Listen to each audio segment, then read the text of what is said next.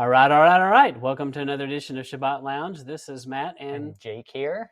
We're coming to you in the middle of a series that we called Nailed to the Cross. Jake, what are we talking about? We're talking about looking at Colossians chapter 2, and this is some apologetics, part of our apologetic series of what is this that's getting nailed to the cross. And this is the third and final part of this series. If you missed the introduction or part 1 or 2, we encourage you to go back and listen to those things, and we might fill in some gaps. But if you're just joining us, we appreciate that you're here, and we hope that you've read through Colossians. But and in this, the point of everything is we aren't claiming to be the experts of all of this, but we're just normal people like you, and we've done a little reading on it and thinking about it, and we just want to share our thoughts with you and hope that it's beneficial to you. And if you find it beneficial, what should they do, Jake? Then comment or give us a like or subscribe or just share it. That's right. Yeah, we appreciate that. So we'll dive right into looking at part 3 of Colossians, Nailed to the Cross. So here we go with part 3. Judgment. Okay, so if you remember, this is kind of where we ended up on part 2. So we just figured we'd give a little... Just a refresher. A little primer. Mm-hmm. Do you say primer or primer? Or don't you use that vernacular? Not prime the well, Jake. Exactly. Okay. So many will use Colossians 2:16, which says, "Let no man judge you in meat or drink, or in respect of a holy day, or of the new moon, or of the Sabbath days." They'll use that to say, see, we aren't to judge a man for the Sabbaths he keeps. And now we're going to go into something to kind of show you how that's not really what it's saying. All right, so as we go on, he's talking about how it is up to the believers to make judgment on each other in these matters, and that no wicked person may remain in the assembly, but those outside the assemblies we do not judge. So yes, that brings up some interesting points about even scriptures like where Yeshua says, if your brother has wronged you, before you make your offering, go to that person and make your peace. Right. There is a formula for dealing with sin in the body. And Paul spells out the formula, and Yeshua talks about the formula in the verse you just brought up. So Paul would say, first you go to your brother and say, hey, I got this thing against you, and I think you're sinning in this way. And then if that person does not take to the confronting, then you take a brother with you, and you both go to him. And then if that doesn't work, you go to the whole assembly comes together. And then if that doesn't work, shunning. Right?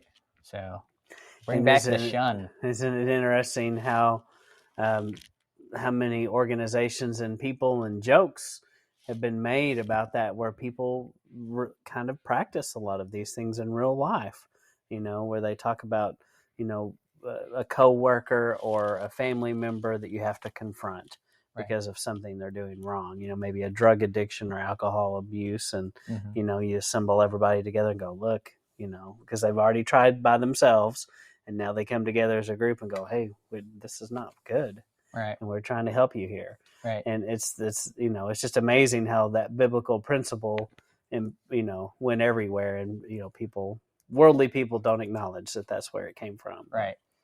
Yeah. But it's a good practice. And then, so the point of the shunning, it may sound harsh, but the shunning is actually loving. It's loving that person. It's loving the assembly.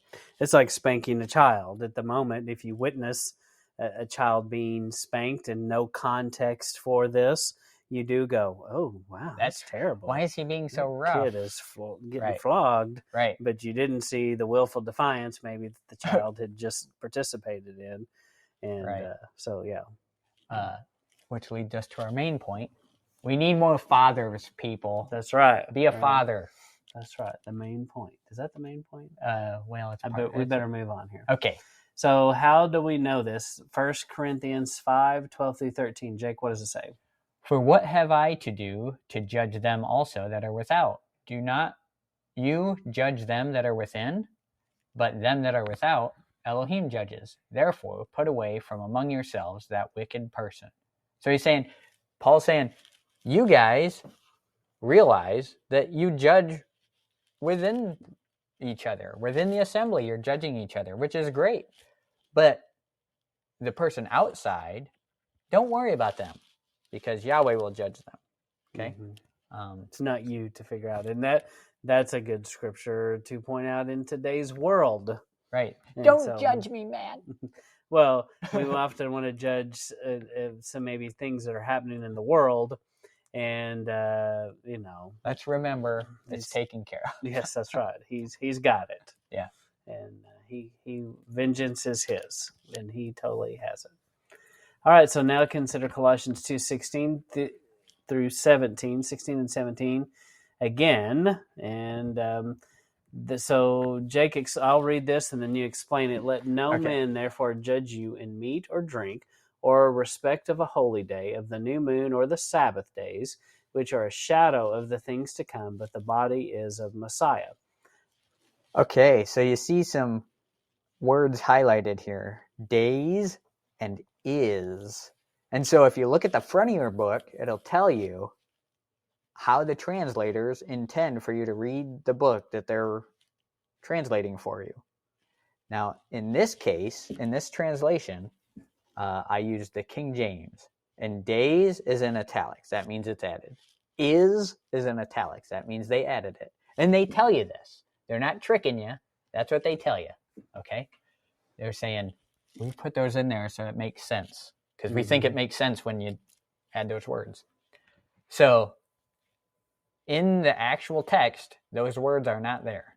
Okay, let's move on. I hope you understand that concept. So, Jake, what's up with this? Okay, Matt. When I saw this, I was like, what's up? This verse 17. It says, which are a shadow of things to come, but the body is of Messiah.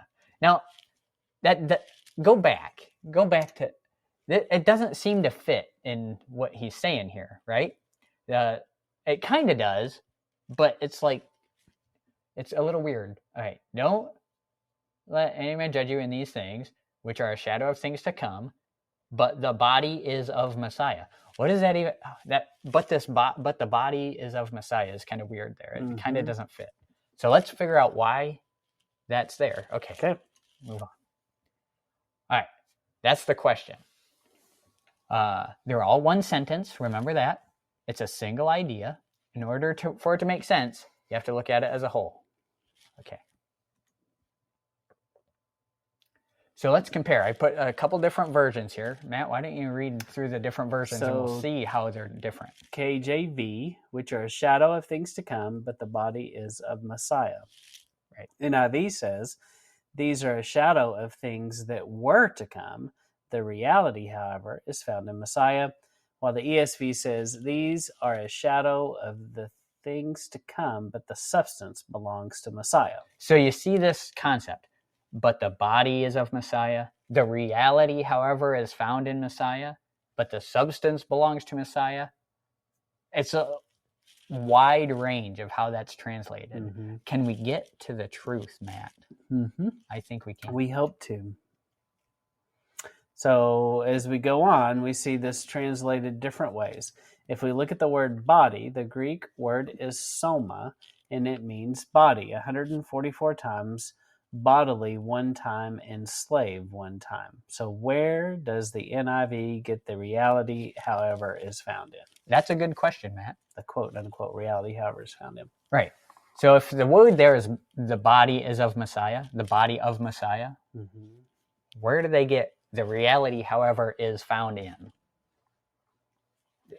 Does body and reality, however, is found in? That doesn't they're not sense. even close, are they? All right. I think go to the next one. Okay.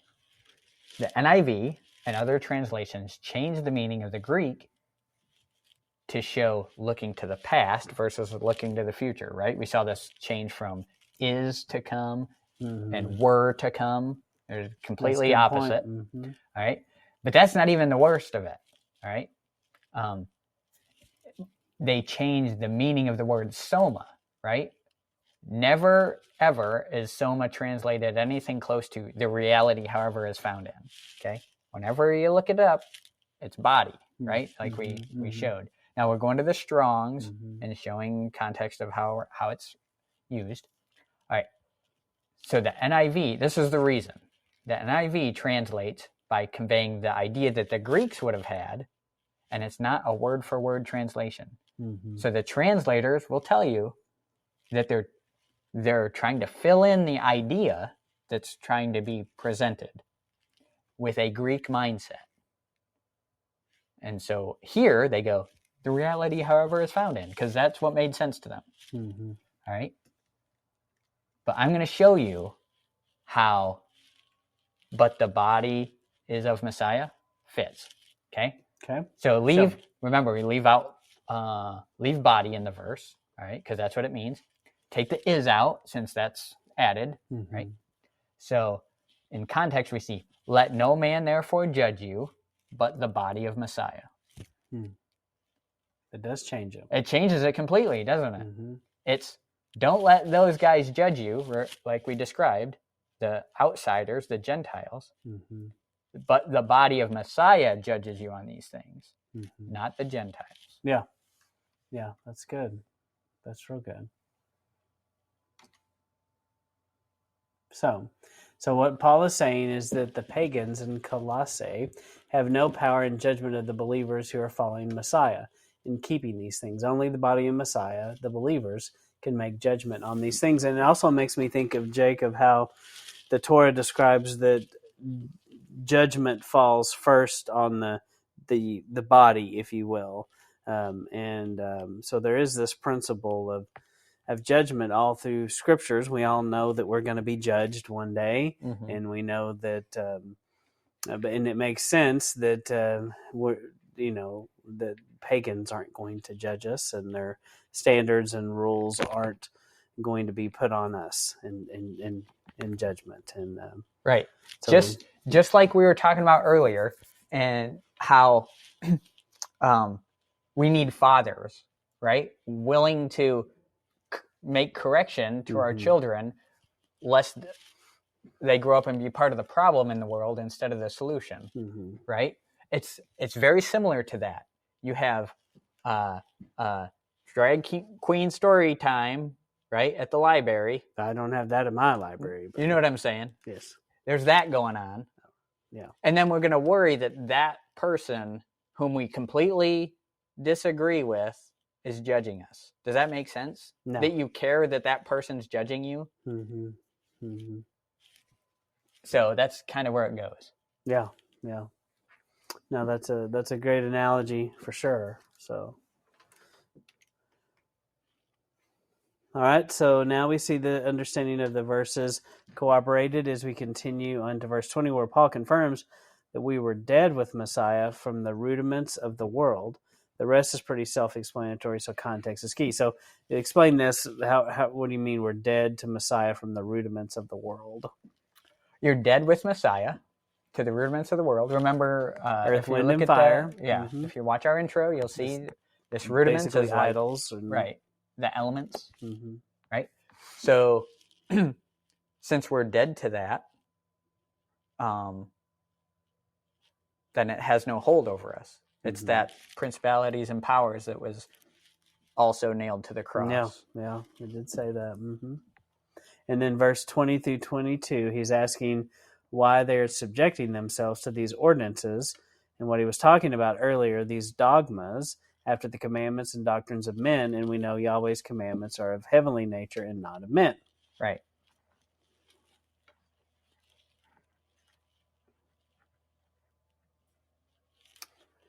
So Jake, in Colossians 2, verse 20 through 23, what does it say? All right. It says, wherefore, if you be dead with Messiah from the rudiments of the world, why, as though living in the world, are you subject to ordinances? Touch not, taste not, handle not, which all are to perish with the using, after the commandments and doctrines of men, which things have indeed a show of wisdom in will worship and humility and neglecting of the body, which is this asceticism we talked about, not in any honor to the satisfying of the flesh. So the point in the previous slide there is we're dead with Messiah from the rudiments of the world, right? And he's saying to them, why, as though living in the world, are you doing the things the world does? The things of the world, these traditions and commandments of men. Okay? Yeah, and so like this, do not touch, do not handle. There was all kinds of things both sides of this argument did, where they, where man-made tradition, say on a Judaizer, if you will, perspective, they said that if you took so many steps on the Sabbath, you've transgressed the law. And nowhere in the Torah does it talk about how many steps you can take, but they had made it that way, and they could judge and try to hold people to this man-made standard which wasn't there. And right, and they had this, don't touch that, it'll make you unclean, when it was not an unclean thing. Yeah, like just being around a Gentile believer made right. you unclean, which was not true. Right. But that's what they had taught people, and so there was a lot of things that Paul had to come in and set right, because they were arguing about these things. You had there was this big division in this body that was supposed to be one. Right. And it was upsetting to Paul, and he was trying to help them resolve and work out this solution. And his answer is, what is his answer to their problem? What does he tell them they have to return to? The Torah. The Torah, because it's the only thing we know that's true. Right. And, because both, just like today, it's very applicable to the world we live in. Right. And some people will take what we just said out of context and say, oh, they're taking away the Messiah and just going with Torah. No. He's pointing them to the right way to walk out your life is Torah, right? Which comes after accepting Messiah. Okay? Yeah. So we're not forgetting about Messiah here. You accept Messiah, and that change in your heart should lead you to walking out the Torah. Yeah, and we know that the works of the flesh and just we know those lead to death, and we also know that the works of our hands don't save us anymore. And a lot of people accuse what we're trying to do is say that we're trying to be saved by our works, which is interesting because James talks a lot about your works and show me your faith without works, and they go hand in hand. Right. And so you just can't, you can't just throw all that out and say that. But anyway, the people that argue and come against other Torah followers, we know, I can't speak. Well, you and I can't speak for everyone that's a Torah roots or Messianic Torah follower, but we do believe in Messiah, that he died, and his death is what reconciles us and makes it possible for us to be truly grafted in and forgiven of all of the sins that have been done, not only by us, but the people before us. Right. It's gotten terribly messy, and you had to come clean it up. Yep. And mostly got messy because of human, man-made teachings. And so we want to tell you right now, if you're listening to some human, whether it be your pastor, a preacher, the guy on TV, two guys on a podcast, like us, go to the source.